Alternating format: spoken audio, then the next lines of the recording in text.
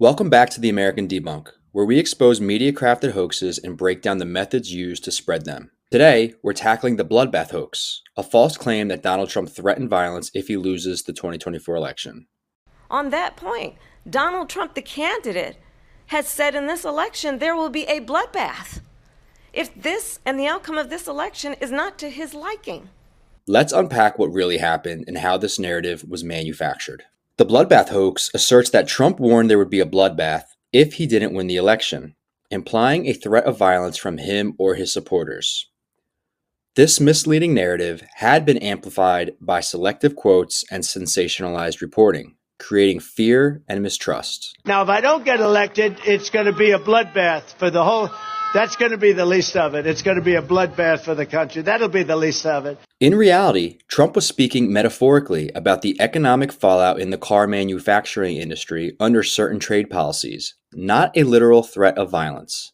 During a speech on March 16, 2024, Trump discussed the repercussions of policies that allow China to build car plants in Mexico and sell those vehicles to the United States without tariffs. He warned that failing to address these policies could devastate the American auto industry and harm the economy. His exact words were, Mexico has taken over a period of 30 years, 34% of the automobile manufacturing business in our country. Think of it, went to Mexico.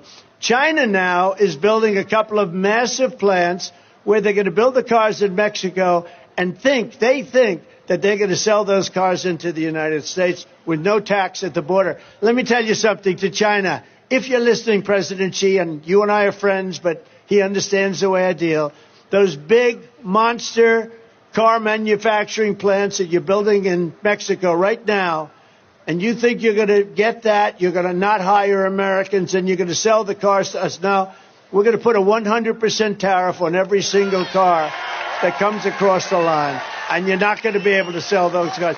If I get elected, now if I don't get elected, it's going to be a bloodbath for the whole. That's going to be the least of it. It's going to be a bloodbath for the country. That'll be the least of it. But they're not going to sell those cars. They're building massive factories. A friend of mine, Clearly, his use of the term bloodbath referred to economic consequences, not violence. And you can see that with the full context of the video. Now let's take a look at how this hoax was made using hoaxology. The hoax relied on selective editing, or removing key context from Trump's remarks. By omitting his focus on trade policies and the auto industry, media outlets reframed his statement as a literal threat, sparking fear and outrage. Viewers who didn't hear the full speech were left with a distorted impression of his intentions. Sensationalized reporting was another technique that was used. Certain media outlets and political figures amplified this misrepresentation, spinning it into a story of potential violence.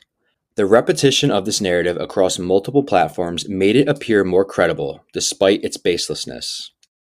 Thanks for watching. For the full debunk of this hoax and dozens more, visit AmericanDebunk.com, where we use hoaxology to break down how these narratives are created and spread.